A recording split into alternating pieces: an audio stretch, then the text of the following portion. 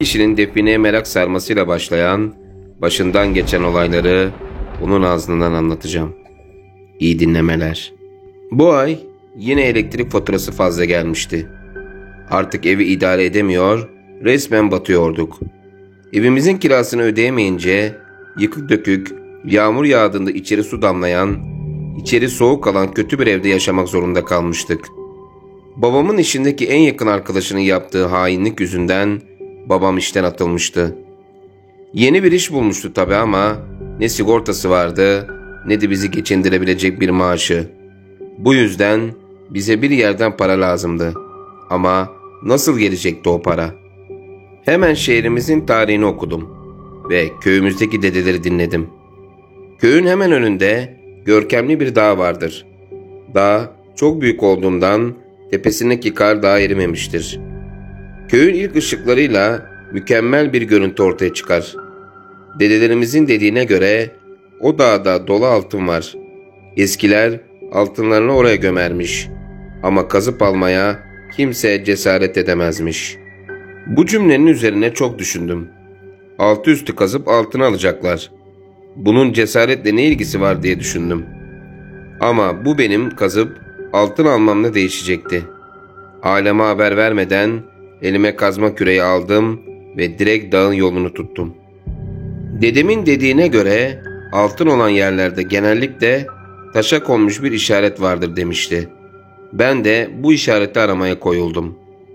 1-2 saat aradıktan sonra üzerinde bir simge olan garip bir taş parçası buldum. Vakit kaybetmeden hemen kazmaya başladım.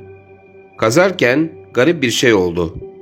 Toprağı yaklaşık 1 metre kazdıktan sonra toprağın içinden kara bir kedi çıktı. Ben bunun üzerine bayağı şaşkındım. Kedi bana garip garip bakıp etrafımda dolaşıyordu. Herhalde küçük bir köstebek deliğinden girmiştir diye düşündüm. Kazmaya devam ederken kedi beni seyrediyordu. Bu beni biraz ürkütmüştü. Dağın yarısına tırmandığımdan dolayı bayağı hava soğumuştu. Rüzgar dağa vuruyor, çok korkucu bir ses çıkartıyordu. Biraz daha kazdıktan sonra kedi saldıracakmış gibi sesler çıkarmaya başladı. Kalın bir mont giymiş, kafamı kapatmıştım. Kedi yanaşıp kolumu tırnaklamaya başladı. Ve çok sinirliydi.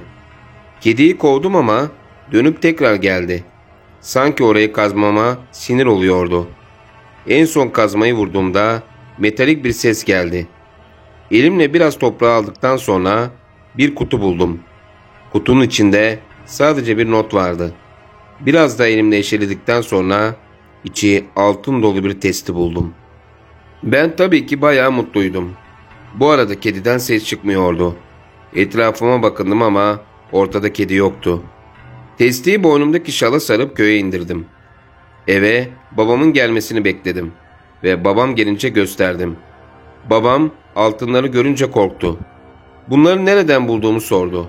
Ben de dağdan bulduğumu söyledim. Kazıp çıkardım dedim. Babam gözüyle beni süzdükten sonra altın dolu büyük testiyi alıp çıktı ve akşama döndü. "Hadi kalkın, yeni evimize gidiyoruz," dedi. Annem şaşkın şaşkın bakarken ben babamın altınları harcamaya başladığını anlamıştım. Annem ne yeni evi diye sorunca babam yeni bir iş bulduğunu ve yüksek miktarda maaş aldığını söyledi. Buna inanan annem hemen eşyaları toplamaya başladı. 2-3 gün içerisinde yeni evimize taşındık. Yeni evimiz bayağı büyük ve güzel bir evdi. Ama mutlu olmamız gerekirken hiç kavga etmeyen ailem kavga etmeye başladı. Artık hiçbir günümüz mutlu geçmiyordu. Her gün kabuslar görüyordum. Kabuslardan uyandığımda penceremin önünde tıpkı dağdaki kedi gibi bir kedi görüyordum. Kedi neredeyse her akşam camın önünden beni izliyordu. Perdeyi çekmeme rağmen kedinin gölgesi yatağımın önündeki duvara yansıyordu. Artık bunlara dayanamayınca mahallenin hocasına gittim. Olanları bir bir anlattım. Hoca iyice dinledikten sonra "Ah be oğlum, sen niye kimse o altınları çıkarmıyor zannediyorsun? O altınları gömen kişiler altınlarının başkasının eline geçmesin diye altınlarına büyü yaparak gömüyorlar. O seni izleyen kara kedi bedenine girmiş bir ifrittir. Sen o altını kullandığın için sana musallat oldu. Şimdilik kedi bedeninde sadece seni izliyor. Ama altını kullandığın ilerleyen günlerde artık odana girmeye ve gerçek bedeninde sana gözükmeye başlayacak. Ama inan oğlum, onun gerçek bedenini görmek istemezsin. Sonra akıl kaybı yaşamaya başlayacaksın. Evinize lanet çöktüğünden ailenin kavgaları gün geçtikçe daha sert olacak ve ayrılacaklar ya da birbirlerini katledecekler. Bundan 2 yıl önce gözünü para bürümüş bir yetişkin vardı. Bu altın işini çok kafaya takmıştı ve bir gün altın aramaya gideceğini söyleyip dağa gitti. Gittiğinden birkaç gün sonra ne onu ne de ailesini görmeyen halk evine gitmeye karar verdi. Kapıyı ne kadar çalarlarsa çalsınlar kapıyı açan olmadı.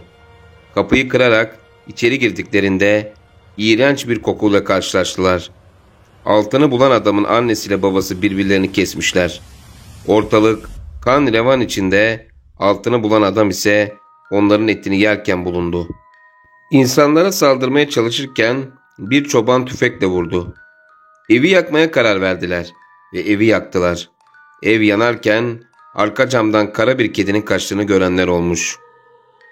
Duyduklarım beni perişan etmişti. Hocaya bundan nasıl kurtulacağımı sordum. Bana altınla ne aldıysak aldığımız şeyden uzaklaşmamız gerektiğini ve altınları ise bulduğumuz yere gömmemiz gerektiğini söyledi. Bu olanları babama anlattım. Ama ne yazık ki para babamın gözünü kapatmıştı bile. Sonra anneme anlattım. Annem anlattıklarım mantıklı bulup hemen evden gitmeye karar verdi. Annem babamı ikna etmeye çalıştı. Ama babam bağırıyor, gitmek istemiyordu. Sonra ben altınları bulmaya çalıştım. Her yeri aradım. Sonunda babamın kıyafetlerinin olduğu dolapta bulup hemen altınları alıp bulduğum yere gömmeye gittim. Altınları gömdükten sonra annemle eski evimize gittik. Akşam rahat bir uyku çekmiştim. Şimdi sıra babamı ikna etmekti. Ama babam delirmiş gibi davranıyordu. Onu ikna etmeye gittiğimizde kapıyı çalmamıza rağmen kapıyı açmadı. Yandaki ayakkabının içinde her zaman yedek anahtar olurdu. Onu alıp kapıyı açtık. Salonda babamı görünce ikimiz de yıkıldık. Babam salonun köşesinde olmayan biriyle konuşup bağırıyordu. Gözleri garip olmuştu. Delirmişti. Olaylardan 2 hafta geçti. Babam şu an akıl hastanesinde tedavi görüyordu. Üzerimizdeki lanet kalktı ve bir daha kesinlikle böyle bir şey yapmayacağıma yemin edebilirdim. Elinin ortası delik. Bir takipçimden gelen hikayedir. Hikayeyi bizzat yaşayan Beren Hanım'ın bir Ramazan gecesi sahurdan sonra yaşadığı karabasan deneyimini onun ağzından anlatacağım. İyi dinlemeler. Ramazan ayındaydık. Ben sahuru yapıp hemen odama gidip yattım. Annem ve babam henüz uyumamışlardı. Odam sadece salondan vuran ışıkla bir miktar aydınlanıyordu. Kendimi biraz kötü hissettim ve nefes darlığı yaşadım. Besmele çekip 5-10 dakika kadar uyudum. Ama çok kötü bir kabus görerek uyandım. Annemler hala salondaydı. Haber izliyorlardı. Sonra kıpırdamaya çalıştım. Ama bir türlü olmadı. Hiçbir şekilde hareket edemiyordum. Çok korkmuştum. Sonra "Anne!" diye bağırmaya başladım. Ama beni duymadılar ve gidip yattılar. Birden odamın lambası kendiliğinden açılmıştı. Çok şaşırdım. Ne yapacağımı bilemedim. Sonra birden kitaplığım yıkıldı. Annemler bu ses üzerine hemen odama geldiler. Bana bir şeyler söylüyorlardı ama adeta bilincim kapalı gibiydi. Konuşamıyordum.